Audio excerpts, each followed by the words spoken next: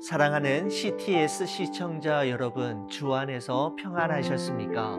좋은 비전교회를 섬기는 최준우 목사입니다.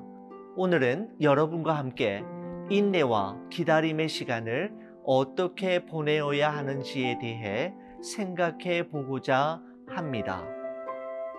보라, 인내하는 자를 우리가 복되다 하나니 너희가 욥의 인내를 들었고 주께서 주신 결말을 보았거니와 주는 가장 자비하시고 긍휼히 여기시는 이시니라.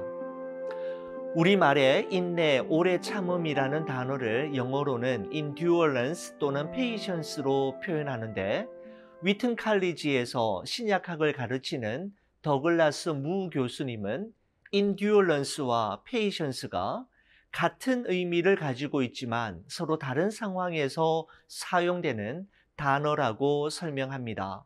endurance는 힘든 일과 견디기 어려운 상황을 인내하고 참아낼 때 주로 사용하고, patience는 사람에 대한 오래 참음입니다.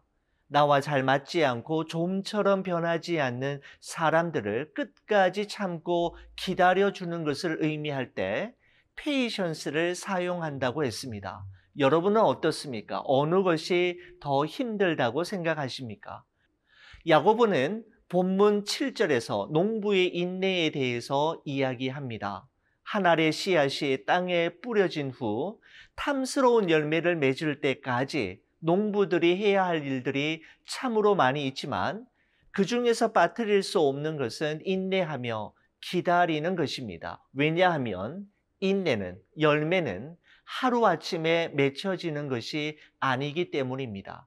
그렇기에 농부에게 필요한 것은 조급함이 아니라 오래 참음이고 서두름이 아니라 기다림입니다. 야고보가 7절에서 구약의 선지자들을 예로 든 것은 사람들에 대한 오래 참음과 기다림을 설명하기 위해서입니다. 구약의 선지자들은 하나님으로부터 보내심을 받아 이스라엘 백성들에게 우상을 버리고 죄를 회개하고 하나님께로 돌아오라고 끊임없이 외쳤음에도 불구하고 왕과 백성들은 선지자들의 말에 귀를 기울이기는커녕 그들을 핍박하고 죽였습니다. 야고보는 마지막으로 농부와 선지자들의 인내와 기다림을 실제적으로 경험했던 욥이라는 성경 인물을 소개하면서 주께서 주신 결말이라는 중요한 표현을 사용하고 있습니다. 주께서 주신 결말에는 두 가지 중요한 의미가 담겨져 있는데, 첫 번째는 모든 인내와 기다림에는 반드시 결말이 있다, 끝이 있다라는 것이죠. 영원히 지속될 것만 같은 녹록지 않은 삶의 환경과 힘든 상황들, 그리고 변화의 가능성이 전혀 없어 보이는 인간관계로 인해 낙심이 되고 피곤할 때가 있지만 끝이 있다, 마지막이 있고 기도 응답의 그날이 반드시 온다는 것입니다. 주께서 주신 결말이라는 표현이 지닌 두 번째 의미는, 그 결말은 사람의 능력이나 노력으로 가능한 것이 아니라 주께서 주신다, 하나님만이 하실 수 있다라는 것입니다. 그래서 주께서 주신 결말이라고 말한 것입니다. 인내하고 기도하며 기다리면 하나님께서 우리에게 일어난 모든 일들을 합력하여 선을 이루어 주실 것입니다.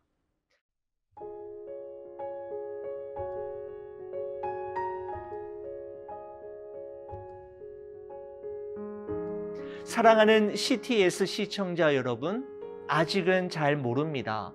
아직은 이해되지 않는 부분들이 너무 많고 인내하고 기다리는 것이 너무나 힘들 때가 많습니다. 하지만 분명한 사실이 한 가지 있습니다. 하나님을 신뢰함으로 인내하고 주께 기도함으로 기다리면 주께서 주실 아름다운 결말을 보게 될 날이 반드시 있다는 사실입니다.